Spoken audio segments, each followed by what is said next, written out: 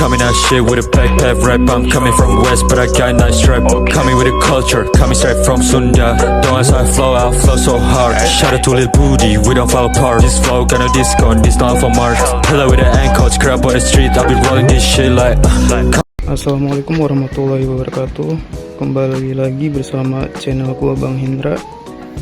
Kali ini gua bakal ngejelasin komponen-komponen apa sih yang harus kalian ketahui ketika kalian mau membeli motor R15 video ini, guys.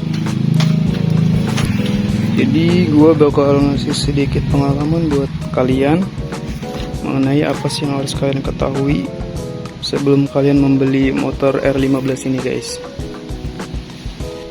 Sebelumnya jangan lupa like, comment, and subscribe ya, guys. Yang pertama, kalian harus mengecek di bagian bodi sih, guys ya.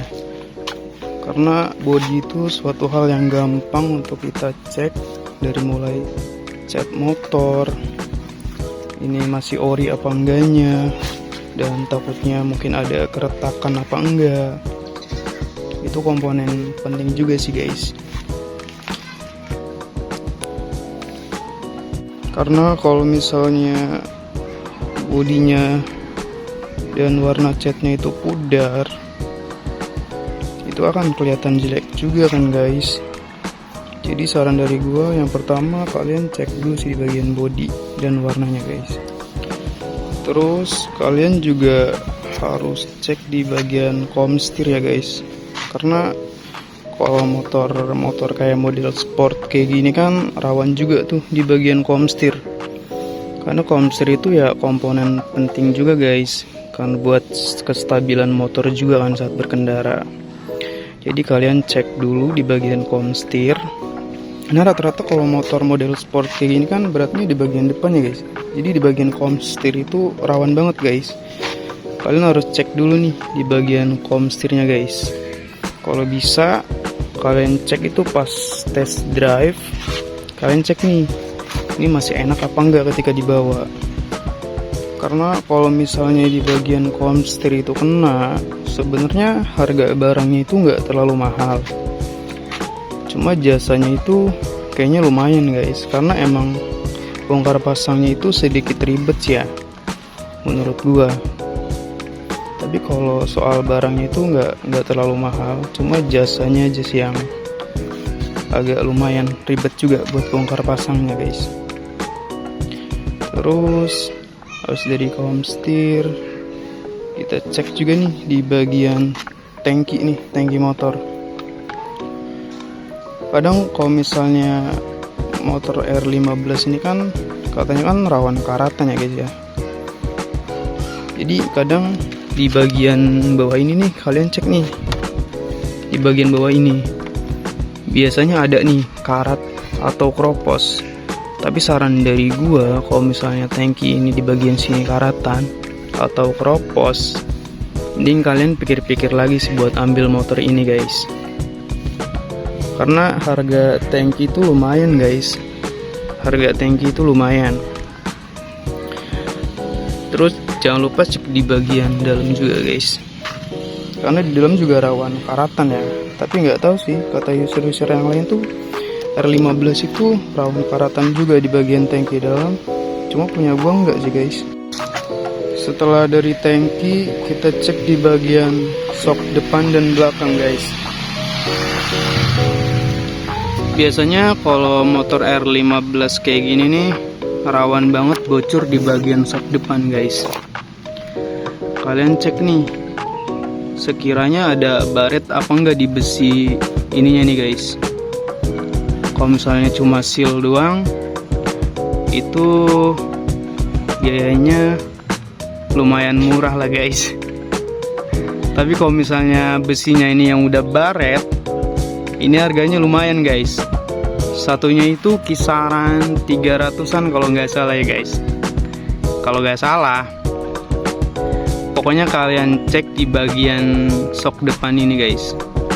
Terus habis itu cek di bagian sok belakang, guys. Kita cek di bagian sok belakang, kadang ada kebocoran apa enggak nih, guys. di bagian sok belakang, karena harga aslinya ini yang ori ini lumayan guys, kisaran 600 ribuan. Yang orisinilnya ini 600 ribuan guys. Jadi kalian cek aja dulu guys, ada kebocoran apa enggak di bagian sok belakang. Kalau misalnya ada kebocoran, ya kalian mikir-mikir lagi aja dulu guys sebelum ambil motor ini guys. Terus habis sok itu kita cek di bagian unit tracknya guys. Biasanya di bagian unit track ini rawan oblak juga sih guys. Di bagian unit track ini rawan oblak guys. Sebelum kalian membelinya, usahakan kalian cek dulu guys di bagian unit tracknya. Cara mengeceknya itu, kalau misalnya ada standar 2-nya, cara pengecekan unit tracknya itu, kalau misalnya ada standar 2, kita cek nih di bagian rodanya itu dengan cara goyangkan ke atas dan ke bawah guys. Karena kalau misalnya oblak itu otomatis ya kalian harus ganti guys.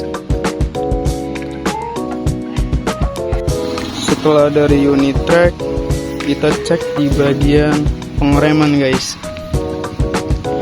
Karena pengereman itu ya komponen penting juga sih guys buat berkendara. Jadi kalian cek dulu ini masih berfungsi apa enggak. Pengecekannya tinggal kita pegang aja guys. Kalau misalnya di bagian ini sudah bergerigi, itu ya harus kita ganti. Karena pergantian piringan rem ini, cakram rem ini, kurang tahu sih harganya berapa, cuma lumayan lah guys harganya guys. Terus habis di pengereman kita cek di bagian gear dan rantainya ya guys. Kalau misalnya masih layak pakai, di bagian geriginya itu masih bisa berfungsi. Itu di bagian gearnya itu tidak terlalu tajam, dan harga orisinilnya itu kisaran 350 guys kalau nggak salah. Terus kita cek juga di bagian armnya guys, karena motor R15 ini di bagian arm juga sering oblak. Jangan lupa kalian cek dulu di bagian armnya, karena kalau misalnya udah oblak itu dibuat berkendara itu gak ada enaknya guys. Pengecekannya itu cukup menggunakan pedok. Kalian oblakan aja nih ke kanan dan ke kiri, di armnya ini oblak apa enggak. Karena kalau misalnya udah ganti bearing arm ini, harganya lumayan sih guys. Sebenarnya barangnya nggak seberapa, tapi ya biaya jasanya ini lumayan guys. Waktu itu gua ganti, gue beli barangnya doang yang model bukan ring bambu ya, yang model bearing itu kisaran 150. Itu gue pasang sendiri guys. Terus jangan lupa cek di bagian perkabelan dan lampu juga, karena lampu itu kan hal utama juga buat berkendara ya guys. Ketika malam hari kita cek nih lampu masih berfungsi apa tidak, beserta tombol-tombolnya guys. Ini masih berfungsi apa enggak. Terus habis itu jangan lupa cek speedometernya juga guys. Kadang kan penjual itu bilangnya nggak minus guys. Kalian cek dulu di bagian speedometer, dari mulai RPM-nya masih nyala apa enggak, indikator di sininya masih nyala apa enggak. Kalian cek aja dulu guys. Karena kalau misalnya di sini indikatornya nggak nyala dan kalian ganti speedo itu lumayan harganya guys. Gua nggak tahu harganya berapa, intinya lumayan mahal juga guys buat pemasangannya juga. Dan jangan lupa kita cek di bagian mesin guys. Di R15 V2 ini rata-ratanya blok mesinnya itu rata-ratanya warna itu hitam doff guys. Kalau misalnya mesinnya itu belum ada bongkaran, kalian lihat nih dari tutup ini, gua nggak tahu ini namanya apa. Kalau misalnya di bagian sini udah ada cacat, udah pasti motor ini udah pernah dibongkar guys. Tapi itu terserah kalian mau diambil apa enggak. Saran gua kalau misalnya di bagian sini udah cacat, terus suara mesin juga emang bener-bener kasar banget, jangan diambil guys. Tapi kalau misalnya mesinnya itu masih normal, masih sehat, ya nggak apa-apa lah diambil guys. Terus habis itu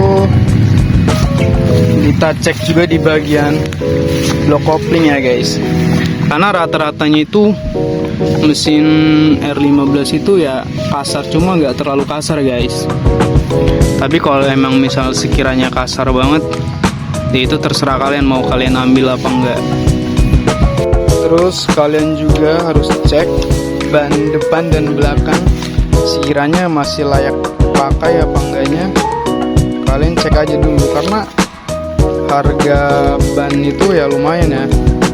Kalau model-model ban gede kayak gini guys, sekiranya kalau misalnya masih layak pakai dengan harga yang terjangkau, nggak apa-apa lah kalian ambil guys.